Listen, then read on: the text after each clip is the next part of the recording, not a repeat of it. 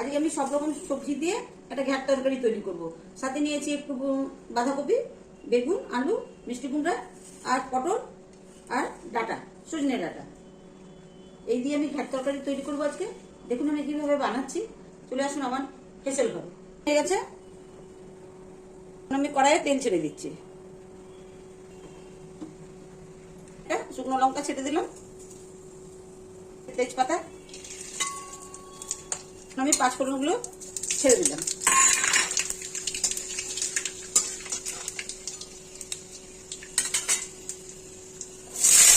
আলু, বেগুন, বাঁধাকপি সব একসঙ্গে ছেড়ে দেবো, যেহেতু এটা ঘ্যাট তরকারি।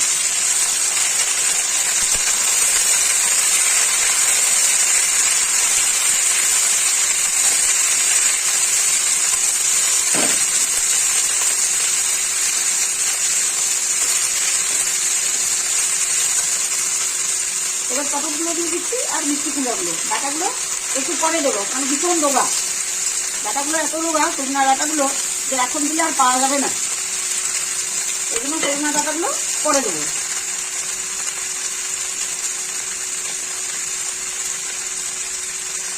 লবণ দিয়ে দিলাম হাফ চামচ,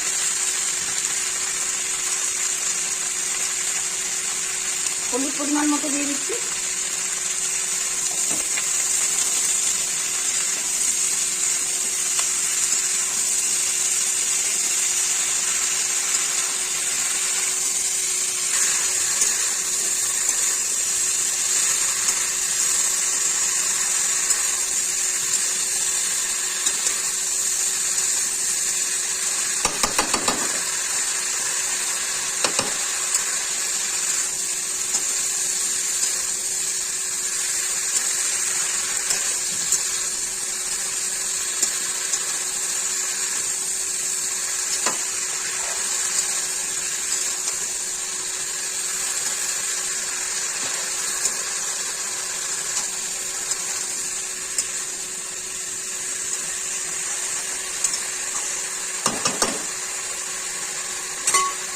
একটু ঢেকে দিচ্ছি। এখন সজনা দেবো না, পরে দেবো।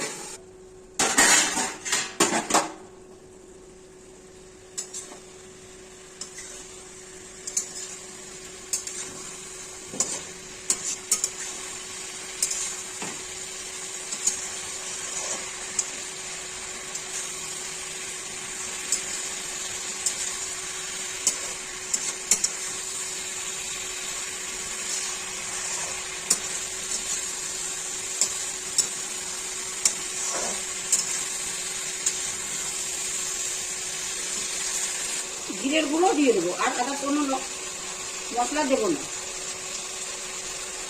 এই ঘ্যাট তরকারিটার মধ্যে শুধু জিরের গুঁড়ো দেবো। আবার নামাবার আগে আগে জিরা ভেজে গুঁড়ো করে রেখেছি।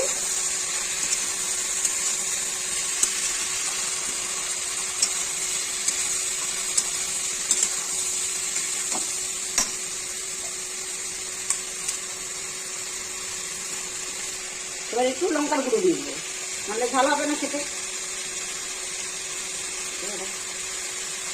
অল্প করেই দেবো, বেশি ঝাল হলে ঘ্যাট তরকারি খেতে ভালো হবে না, অনেকে ঝাল বেশি খায়।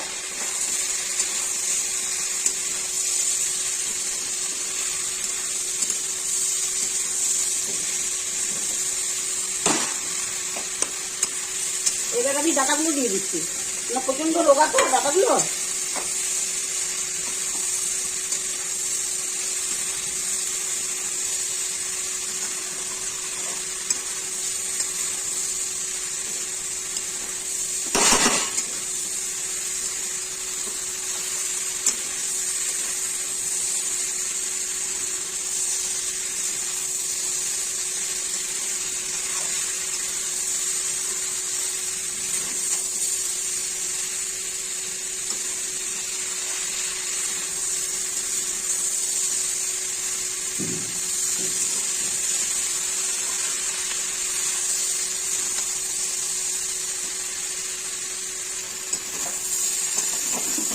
সবজিটা সুন্দর করে ভাজা হচ্ছে।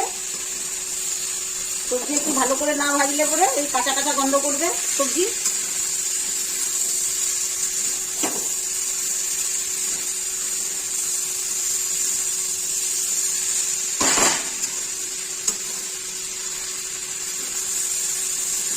এইভাবে ঘ্যাট তরকারি খেতে খুবই ভালো লাগে।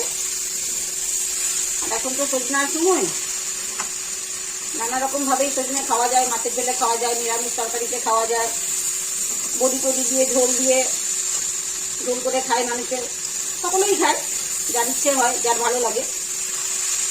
আর একটু মোটা হলে মাছ দিয়ে খেতে আরো ভালো লাগবে খেতে, কিন্তু বড় মাছে নয়, ছোট মাছে। মাছের মধ্যেও ভাগ আছে, ছোট ছোট মাছের মধ্যে ভালো লাগবে খেতে। পোস্ত দিয়ে চচ্চড়ি ভালো লাগবে, সাদা সর্ষে লাল সর্ষে মিশিয়ে দিয়ে ভালো লাগবে, নানা রকম জিনিস করে খাওয়া যায়। শুধু জানতে হবে যে কেমন কেমন করে করলে খেতে যেন ভালো লাগে। খাওয়ার জিনিস তো, খাওয়ার জিনিস একটু ভালো করে না রান্না করলে পরে খেতে ভালো লাগে না। বিশেষ করে দুপুরের খাবারটা একটু ভালো করে সুস্বাদু করে রান্না করলে বেশি ভালো লাগে। আর আমরা তো রাত্রিবেলা রুটি খাই, তাই কোনো প্রবলেম নেই। ডিম ভাজা হলো, বেগুন ভাজা হলো, এগুলো দিয়ে খাই।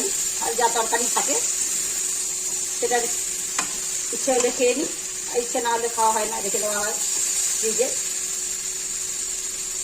তারপরের দিন খাওয়া হয়। যাই হোক, অনেক কথাই বললাম। এখন আমার ভাজা হয়ে গেছে, এখন আমি জল দিয়ে দিচ্ছি সেদ্ধ হওয়ার জন্য।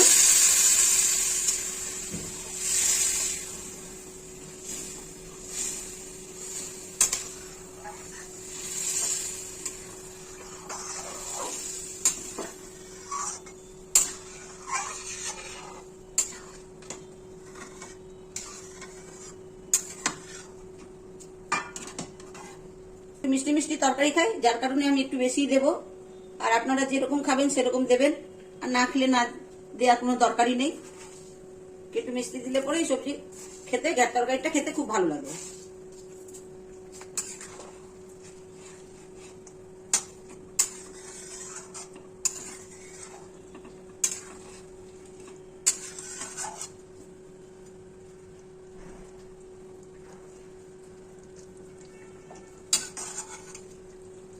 আবার পরে গ্যাসটা কমিয়ে দেবো। এখন আমি ঢেকে দিচ্ছি।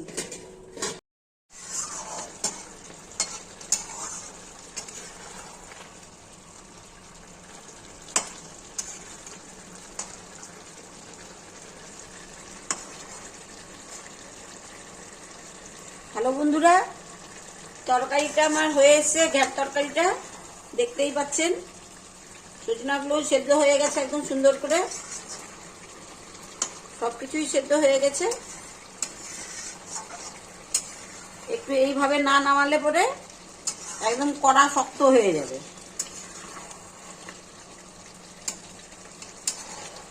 এই জন্য একটু মাখো মাখো নামাতে লাগবে। এবার আমি নামিয়ে দিচ্ছি।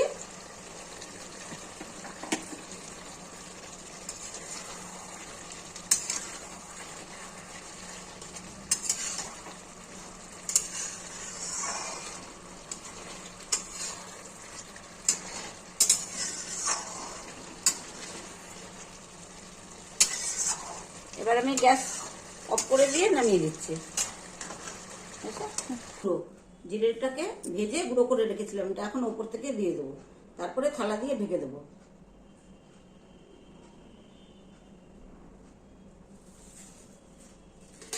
কিছুক্ষণ পরে আপনাদেরকে দেখাচ্ছি এবং আপনাদের সঙ্গে কথা বলছি। দেখো, এবার আপনাদেরকে খুলে দেখাচ্ছি। সুন্দর একটা সেন্ট বেরোবে, আপনারা তো পাবেন না সেন্টটা, দেখেন।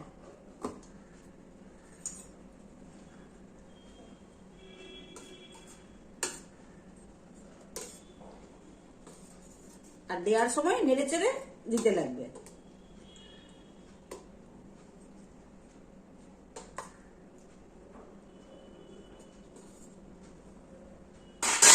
তাহলে আমার রান্নাটা কেমন লাগলো আপনাদেরকে? প্রথম থেকে শেষ পর্যন্ত দেখিয়েছি আপনাদেরকে আমি কিভাবে ঘ্যাট তরকারিটা রান্না করলাম এবং নামালাম।